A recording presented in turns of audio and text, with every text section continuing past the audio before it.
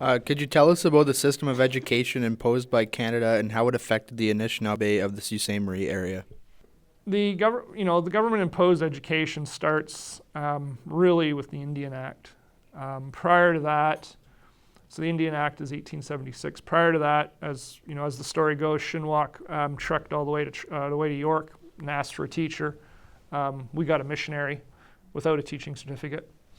So he was up here, and that was McMurray. Well, actually, it was a different guy, but McMurray came up and taught people basic English skills, taught about Christianity. Then you get other missionaries coming up to do the same thing. On the American side of the river, Reverend Bingham is running a boarding and day school that people on the North Shore went to.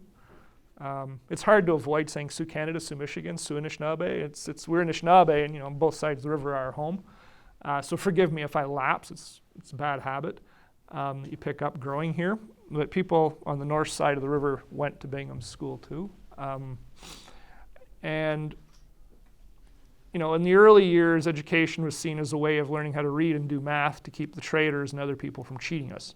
So education, even when the schools were imposed and there was an imposition by the government, it was seen as important, at least in terms of basic literacy in math and English and some history of who these other people are.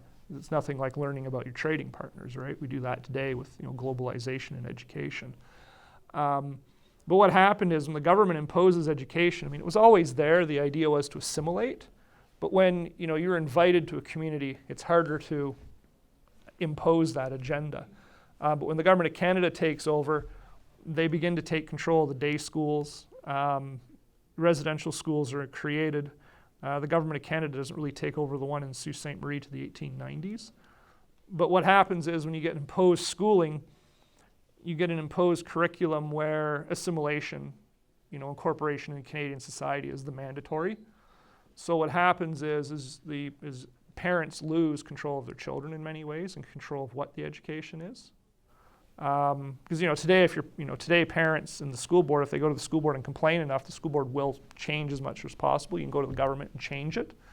But under the Indian Act, you could complain all you wanted, and it was irrelevant, right? And what that does is the imposition of the English language. It's an attack on our culture, as we all know. It also is an attack on the sovereignty of our governance, because now, anytime we have an agreement between ourselves, between the government of Canada, it's in English. It's their language. They control the words. They control the meaning. The meanings are in the Oxford English Dictionary. If our governments function in Anishnaabe, how do they know it's much harder for them to figure out what's going on. We control the meaning of the words that are spoken, right? So it's not only an attack on the culture and how beliefs and other things are passed, it's also an attack on the governance systems, because you can't keep your government outside of, right? They need to hire translators, et cetera. We would control the meaning. Think of the treaty if it was in Anishnaabe. They'd have to come to us to ask us what it meant, not us going to them to get them to tell us what it means in their language, or hiring lawyers that speak, you know how it goes. So you get that, you get undermining of community, particularly for the people who went to residential schools. There's a break in bonds of family.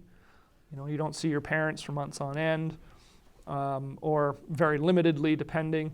You get brothers and sisters barred from talking to one another within the schools. The day schools aren't that much better, because there is separate education imposed in those things as well between boys and girls. The difference is you kind of got to go home at night. But from what I've been hearing from people is that is a minimal offset, because in class, whether it's day school or residential school, you're still told that everything your parents taught you to believe in is a lie or a funny little story, right? Nana Boozhoo is a myth. The Bible's the truth, right?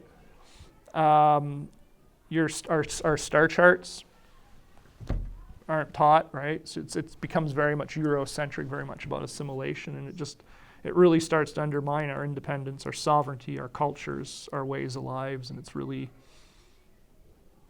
what you get when the government takes control. It's all about undermining us.